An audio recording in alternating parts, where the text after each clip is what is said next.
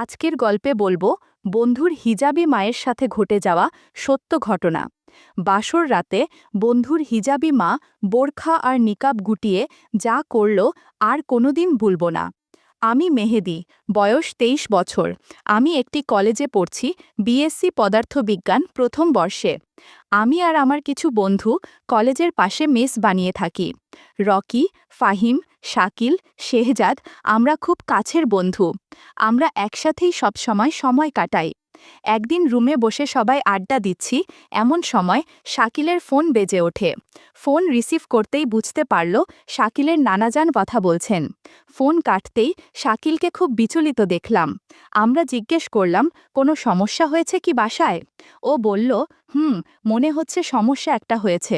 তা না হলে নানাজান বাসায় জরুরি যাওয়ার জন্য এত তাগাদা দিত না। কথা বলতে বলতেই শাকিলের চোখ দিয়ে পানি বের হয়ে গেল এবং কাঁদতে কাঁদতে বলল, বাবা তো অসুস্থ ছিল, বাবার কিছু হলো কি না? এরপর শাকিল ব্যাগপত্র গুছিয়ে নিয়ে রেডি হলো বাসায় যাওয়ার জন্য। ফাহিম বলে উঠল, শাকিলকে একা পাঠানো ঠিক হবে না, ওর সাথে কারোর যাওয়া উচিত। আমি শেহজাদকে বললাম, তোর আর শাকিলের বাসা তো কাছাকাছি, তাই তোর কোনো কাজ না থাকলে তুই চাইলে যেতে পারিস। শেহজাদ বলল, আগামীকাল আমার টার্ম ফাইনাল, তাই আমার যাওয়া পসিবল না। তুই চাইলে যেতে পারিস, তোর তো এক্সামের ঝামেলা আপাতত নেই। আমি বললাম, আচ্ছা ঠিক আছে, আমিই ঘুরে আসি। এরপর ব্যাগ গুছিয়ে আমি আর শাকিল রওনা দিলাম ওর বাড়ির উদ্দেশ্যে। শাকিলের বাসায় যখন পৌঁছালাম তখন বিকাল হয়ে গিয়েছিল। বাসায় গিয়ে দেখি ওদের বাসায় কেউ নেই, বাসা একদম শুনশান নীরব। শাকিল বাড়ি যেতেই ওর মেজ চাচি আম্মা এসে বলল, শাকিল, তোমার বাবার কি মাথা গরম? সব কাজে কি মাথা গরম করলে চলে? শাকিল বলল, চাচি আম্মা, কি হয়েছে একটু বলবে? আমি তো কিছুই বুঝতে পারছি না। এবার উনি বললেন, কেন তুমি জানো না, তোমার বাবা রাগের মাথায় তোমার মাকে ৩ তালাক দিয়েছেন, তাই তোমার নানাজান এসে তোমার মাকে নিয়ে গেছেন এবং তোমার বাবা নিজ ভুল বুঝতে পেরে তিনি তোমার মাকে নিয়ে আসতে গেছেন। শাকিলের বাবা মা দুজনেই ধার্মিক। শাকিলের বাবার নাম মাওলানা আলমগীর হোসেন, বয়স ৫০, তিনি ব্যবসা করেন। আর শাকিলের মায়ের নাম হাফেজা মোছাম্মদ মর্জিনা খানম, বয়স ৩৬। শাকিলের মা খুবই পর্দাশীল মহিলা, তাকে আজ পর্যন্ত কোনো পরপুরুষ দেখা তো দূরের কথা, কণ্ঠও শোনেনি। আমি আর শাকিল রওনা দিলাম ওর নানার বাসার দিকে। শাকিলের নানার বাসাটা শাকিলদের বাসা থেকে ২-৩ গ্রাম দূরে। সন্ধ্যা নাগাদ আমরা ওর নানার বাসায় পৌঁছালাম। বাসায় গিয়ে দেখলাম কয়েকজন দাড়ি পাঞ্জাবিওয়ালা পুরুষ মানুষ বসে গোল মিটিং করছে। আমাদের একটা রুমে বসতে দেওয়া হলো। এরপর শাকিল বলল, মেহেদি, তুই একটু রেস্ট কর, আমি একটু আব্বু আম্মুর সাথে দেখা করে আসি। এবার আমি পাশের খাটে শুয়ে পড়লাম এবং কিছুক্ষণের মধ্যে আমার হালকায় ঘুম এসে গেল। হঠাৎ শাকিলের ডাকে ঘুম ভেঙে গেল। শাকিল আমাকে বলল, মেহেদি ওঠ, উঠে ফ্রেশ হয়ে নে, আমার বড় খালুজান তোর সাথে কথা বলবে। আমি ফ্রেশ হলাম। তারপর শাকিল আমাকে পাশের রুমে নিয়ে গেল। ওখানে গিয়ে দেখি বছর ৬০-এর এক বড় দাড়িওয়ালা লোক সোফায় বসে আছেন। আমি রুমে ঢুকতেই তার সাথে সালাম বিনিময় করলাম। সে আমাকে তার পাশে বসতে বলল এবং আমি তার পাশে বসলাম। প্রথমে তিনি আমার নাম, ঠিকানা, পরিচয় জিজ্ঞেস করলেন। আমি পটাপট উত্তর দিলাম। তারপর তিনি শাকিলকে যেতে বললেন রুম থেকে এবং শাকিল চলে গেল। আমার কেমন যেন ভয় ভয় লাগলো, মনে মনেই বললাম, হচ্ছেটা কি? এবার উনি আমার একটু কাছে এসে বলল, শাকিল, তোমার কেমন বন্ধু? আমি বললাম, খুবই ভালো বন্ধু, আমরা সব সময় একসাথেই থাকি, আমরা একে অপরের সুখে দুঃখে পাশে থাকার চেষ্টা করি। তারপর উনি বললেন, বাহ, খুবই ভালো, তো শুনে খুবই ভালো লাগলো। তবে আজ শাকিলের পরিবার খুবই বিপদে আছে, তোমার যে এই বিপদ থেকে শাকিলের পরিবারকে উদ্ধার করতে হবে বাবা। আমি বললাম, আঙ্কেল, কি সাহায্য করতে হবে বলেন, আর আমি এতে কী বা সাহায্য করতে পারি বুঝতে পারছি না। এবার আঙ্কেল বলল, তোমার অনেক কিছু করার আছে বাবা, সব তোমার সাধ্যের মধ্যেই আছে। তুমি কথা দাও, তুমি সাহায্য করবে এবং তোমার বন্ধুর পরিবারকে রক্ষা করবে। আমি বললাম, আমি কথা দিলাম আমার বন্ধুর পরিবারকে রক্ষা করব, কিন্তু আমাকে কি সাহায্য করতে হবে যদি একটু বলতেন আঙ্কেল। এবার আঙ্কেল বললেন, তুমি তো শুনেছ, শাকিলের আব্বু শাকিলের আম্মুকে তালাক দিয়েছেন রাগের মাথায়। এখন শাকিলের আব্বু আবার শাকিলের মাকে নিতে চাই, কারণ সে রাগের মাথায় তালাক দিয়েছেন, এখন সে তার ভুল বুঝতে পেরেছে। কিন্তু চাইলেই সে শাকিলের মায়ের সাথে সংসার করতে পারবে না, কারণ ৩ তালাকের পর শাকিলের আম্মু ওর আব্বুর কাছে হারাম হয়ে গেছে। এখন একটি পথই খোলা আছে, শাকিলের মাকে অন্য একটি পুরুষের সাথে নিকাহ দিতে হবে এবং কিছুদিন তারা সংসার করবে। তারপর ওই পুরুষটি যদি শাকিলের আম্মুকে তালাক দেয়, তখনই শাকিলের আব্বুর জন্য হালাল হবে, অন্যথায় হবে না। আমি এবার বললাম, তাহলে তো বিষয়টা অনেক জটিল ব্যাপার আঙ্কেল। আঙ্কেল বলল, কোনো জটিল বিষয় না, তুমি রাজি থাকলে কোনো কিছু জটিল না। আমি বললাম, আঙ্কেল আমি কিছুই বুঝতে পারছি না, এখানে আমার রাজি হবার কি আছে? আঙ্কেল বলল, আমরা চাচ্ছি আজ রাতেই তোমার সাথে শাকিলের আম্মু মানে তোমার মর্জিনা আন্টির নিকাহ পড়িয়ে দিতে, তোমার কোনো আপত্তি না থাকলে। আমি শুনে হচকিয়ে গেলাম এবং রেগেমেগে বললাম, এটা কি বললেন আঙ্কেল? উনি তো আমার মায়ের বয়সী, আর তার চেয়েও বড় কথা উনি বন্ধুর আম্মু। আমি কিভাবে ওনাকে বিয়ে করি? এটা অসম্ভব। তিনি বললেন, তুমি কিন্তু কথা দিয়েছ, দয়া করে তুমি রাজি হয়ে যাও বাবা, কেউ কিচ্ছুটি জানবে না, আমরা সব কিছু গোপন রাখব, এটা আমাদের মান সম্মানের বিষয়। আমি মাথা নিচু করে বসে থাকলাম এবং ভাবছি কি করব। এবার আঙ্কেল আমার আরেকটু কাছে এসে মাথায় হাত বুলিয়ে আস্তে আস্তে বলল, এর আগে কি নারীর সাথে ঘনিষ্ঠ হবার সুযোগ হয়েছে তোমার? আমি বললাম, না আঙ্কেল। আঙ্কেল বলল, গুড বয়, তাহলে আর কি, কাজী ডেকে নিকাহটা পড়িয়ে ফেলি এখনই, তারপর তোমার মর্জিনা আন্টির ঘরে তোমাকে পাঠিয়ে দিব। রাত ভর সময় কাটিও মর্জিনার সাথে, দেখবে খুব ভালো লাগবে। তোমার মর্জিনা আন্টি ৩ সন্তানের জননী হলেও এখনও বেশ যুবতী আছে, তোমার কোনো সমস্যা হবে না। আর তোমার যদি বেশি ভালো লেগে যায়, তাহলে তোমাকে মর্জিনার স্থায়ী স্বামী হিসাবে রেখে দিব। শাকিলের খালুর সাথে কথা শেষ হওয়ার পরে আমি পূর্বের রুমে ফিরে যাই এবং তার আধা ঘন্টা পরে একটি ছেলে আমার রুমে প্রবেশ করে। ছেলেটি শাকিলের খালাতো ভাই। ছেলেটি আমাকে একটি কাপড়ের ব্যাগ ও ১ গ্লাস শরবত দিয়ে বলে, শরবতটা খেয়ে নিয়ে গোসল সেরে এই কাপড়গুলো পরে নিন। আমি শরবতটি এক ঢোকে খেয়ে নিলাম, তারপর গোসল সেরে ফেললাম। ছেলেটির দেওয়া পাঞ্জাবি পায়জামাগুলো পরে ফেলে কিছুক্ষণ না যেতেই আমার কেমন যেন অনুভব হলো। আমার জাদুর লাঠি কেমন যেন করছিল, তবে আমি বুঝতে পারলাম সবই ওই শরবতের কারসাজি। রাত ১১টা নাগাদ আমার রুমে ২-৩ জন লোক সহ কাজী সাহেব হাজির হলেন। ওই লোকগুলোর মধ্যে ওই খালুজান ছিলেন বিয়ের উকিল। তিনি এসে বললেন, মোছাম্মদ মর্জিনা খানম কবুল বলেছেন। এবার বাজি শুরু করলেন। হোগলডাঙ্গা নিবাসী মোহাম্মদ শমশের আলীর মেজকন্যা মোছাম্মদ মর্জিনা খানমকে ৫০,০০০ টাকায় নিকাহ করতে রাজি আছেন? আমি বললাম, হ্যাঁ রাজি। সাথে সাথে সবাই শুকরিয়া আদায় করল। কিছুক্ষণের মধ্যেই রাতের খাবার চলে আসলো। ৫-৭ জন পুরুষ মানুষ যারা ছিলেন সবাই এক টেবিলে বসেই খেয়ে নিলাম। খাবার সার্ভ করে দিল শাকিল ও তার মামাতো আর খালাতো ভাই। খাওয়া দাওয়া শেষ করে সবাই ড্রয়িং রুমের সোফায় বসে বিশ্রাম নিচ্ছিলাম। এমন সময় শাকিলের বড় খালুজান একজনকে বলল, আলিফকে ডাক আর নোভাকে নিয়ে আয়। তারপর দেখলাম একটি অল্প বয়সী ছেলে হাজির হলো। এবার ওই খালু বলে উঠলেন, আলিফ, নতুন বাবাকে সালাম দাও। ছেলেটি আমার সাথে সালাম বিনিময় করল। বুঝতে পারলাম ছেলেটি শাকিলের ছোট ভাই। কিন্তু শাকিলের ছোট বোন নোভা ওর নানির কাছে ঘুমিয়ে গেছে, তাই আসতে পারেনি।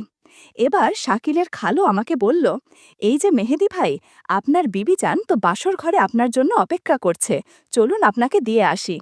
আমিও উঠে পড়লাম, কারণ আমার অবস্থা খুবই খারাপ। ওই শরবত খেয়ে অলরেডি শক্ত হয়ে আছে। আমি ওনার সাথে বাসর ঘরের উদ্দেশ্যে রওনা দিলাম।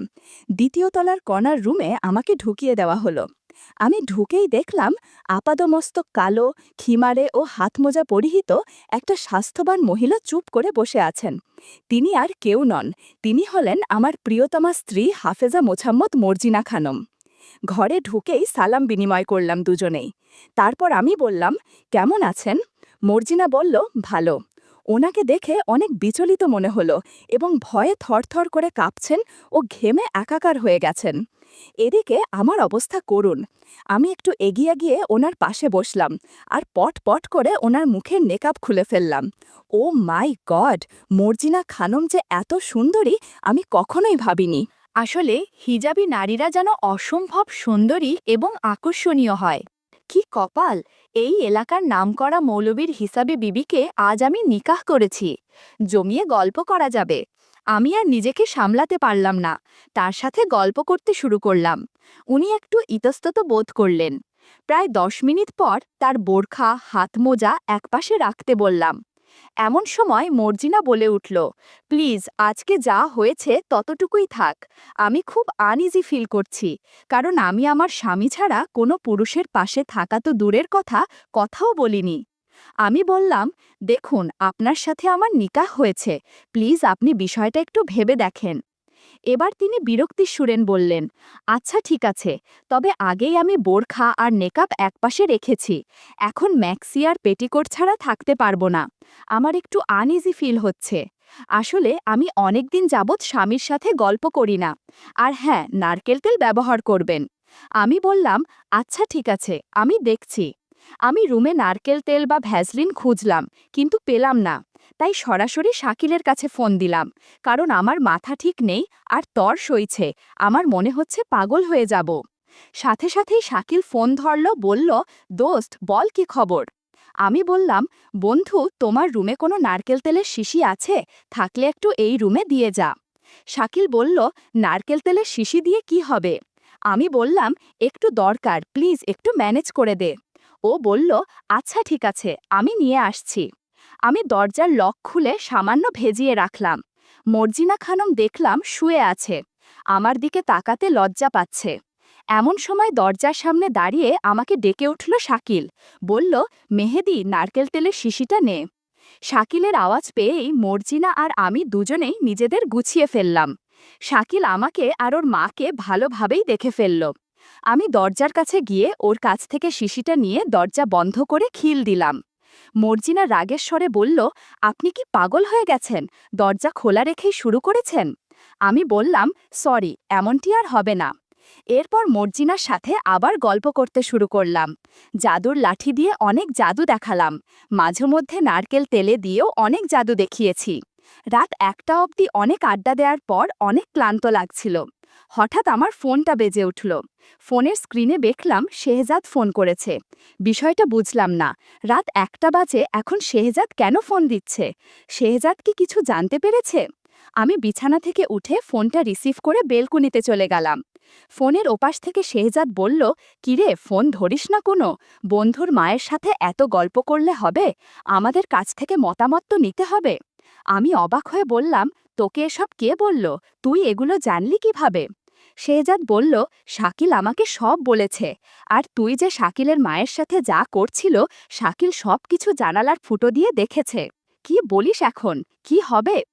শেহজাদ বলল, শোন, শাকিলের একটা আপত্তি রয়েছে, তুই যেন বিদেশি বেলুন ব্যবহার করিস, ও আমাকে বলতে বলেছে। আমি এবার খুব রেগে গেলাম আর শেহজাদকে বললাম, ওর কোনো কথা আমি রাখতে পারবো না। ওর পরিবার আমাকে ওর মায়ের সাথেই নিকাহ করিয়েছে, আমার যেভাবে যা ইচ্ছা তাই করব। এই বলে ফোন রেলেন। ঘুম যখন ভাঙল তখন ঘড়িতে সকাল 9টা বাজে। দেখলাম রুমে আমি একাই, মর্জিনা খানমকে কোথাও পেলাম না। কিছুক্ষণ শুয়ে ফোন চপতে থাকলাম। এমন সময় শাকিলের খালাতো ভাই এসে বলো, এই যে নতুন খালু, সারা রাত তো আনন্দ করেছেন, এখন নিচে চলুন, নিচে গিয়ে নাস্তা করবেন, আপনার জন্য সবাই অপেক্ষা করছে, ফ্রেশ হয়ে নিচে আসুন। আমি ফ্রেশ হয়ে নিচে গেলাম। ডাইনিং টেবিলে দেখলাম শাকিলের নানা যান, বড় খালু যান, ছোট খালু যান, শাকিল আর শাকিলের ছোট ভাই আলিফ নাস্তা করছে। ওদের সাথে নাস্তা সেরে নিলাম। নাস্তা শেষে শাকিলের বড় খালুজান আমার ডাকলেন। তিনি আমাকে একটু কাছে টেনে বললেন, কি ভাইজান, কেমন লাগলো শাকিলের আম্মা। আমি বললাম, উনি অনেক ভালো। উনি বললেন, গত রাতে কিছু করেছ। আমি মাথা নিচ করে বললাম, হ্যাঁ। উনি বললেন, এজন্য সকালে পারভিন ডাক্তার এসেছিল। শোনো, বেশি ভালো লাগলে বলতে পারো, তাহলে মর্জিনার সাথে সংসার করার ব্যবস্থা করে দিব। আমি বললাম, কি বলেন, এটা কিভাবে সম্ভব, শাকিল বা শাকিলের বাবা মা ওরা তো কখনোই মানবে না। এবার উনি বললেন, শোনো, তুমি হয়তো জানো শাকিলের বাবার হার্টে 3টা রিং পরানো আছে, আবার সাথে টাইপ 2 ডায়াবেটিস। আলমগীর সাহেব 2 বছর যাবৎ মর্জিনার সাথে সময় কাটায় না। ওনাকে নিয়ে আমি অনেক ডাক্তার কবিরাজের কাছে গিয়েছি, কিন্তু তাতে কোনো ফলাফল আসেনি। এই নিয়ে শাকিলের বাবা মায়ের মধ্যে দাম্পত্য কলহ চলছে অনেক দিন ধরেই। শাকিলের আম্মাও অনেক দিন ধরে ধৈর্য ধরে আছেন। শাকিলের বাবা আলমগীর সাহেব ইন্তেকাল করলে তিনি আবার নিকাহ করবেন। তাই বলছি, মর্জিনা খানমকে ভালো লাগলে বলো, আমরা শাকিলের বাবাকে একটু বোঝাই। উনি রাজি থাকলে তোমার আর শাকিলের আম্মাকে তালাক দেওয়ার ঝামেলা করা লাগবে না। শাকিলের আম্মাজানের সাথে সংসার শুরু করো, ভালো লাগবে। শাকিলের খালিজানের সাথে কথা শেষে আমি ওপরের রুমে যেতে থাকলাম। রুমে গিয়ে দেখলাম মর্জিনা খানম ও তার ছোট মেয়ে নোভা শুয়ে আছে। সারা দিন কিভাবে যেন কেটে গেল। রাত নামতেই আবারও মর্জিনা খানমের সাথে গল্প শুরু করলাম। জাম্বুরা খেলাম, অনেক আড্ডা দিলাম। এতক্ষণে মর্জিনা খানম আমার সাথে বেশ ফ্রি হয়ে গেছে। কোনো কিছু করতে গেলে আর বাধা দেয় না। রাত তখন 3:22। আমি তখন চতুর্থবারের মতো কাজ করছি। এমন সময় বাইরে হইচই শুরু হলো। আমি কোনো রকমে নিজেকে গুছিয়ে বাইরে চলে আসলাম। আমার পিছু পিছু মর্জিনাও আসতে লাগলো। নিচে এসে শুনি শাকিলের বাবা স্ট্রোক করেছে। শাকিলের চাচা ফোন দিয়েছিল কিছুক্ষণ আগেই। ওর বাবাকে হাসপাতালে নিয়ে যাওয়া হচ্ছে। শাকিলের মা সহ সবাই কান্নাকাটি করা শুরু করলো। কিছুক্ষণ পরে শাকিলের খালুজানের ফোনে একটা ফোন আসলো। শাকিলের খালু ফোন ধরতেই ওপাশ থেকে একজনের কথা শুনতে পেলেন, এবং তার কথা শুনে ওনার মুখ ফ্যাকাশে হয়ে গেল। উনি মাথা নিচু করে বললেন, শাকিলের বাবা ইন্তেকাল করেছেন। সারা বাড়িতে শোক নেমে এলো। দেখতে দেখতে 1 বছর কেটে গেল। মর্জিনা খানম আর আমার একটা ফুটফুটে ছেলে সন্তান হলো, দেখতে একদম আমার মতোই। এই কথা শুনে অভিমানে দেশ ছেড়ে অস্ট্রেলিয়া গমন করেছে শাকিল 6 মাস হলো, আর থাকবেই বা কী করে এখানে।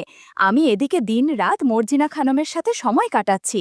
মর্জিনা খানম এখন আমাকে ওগো শুনছো বলেই ডাকে।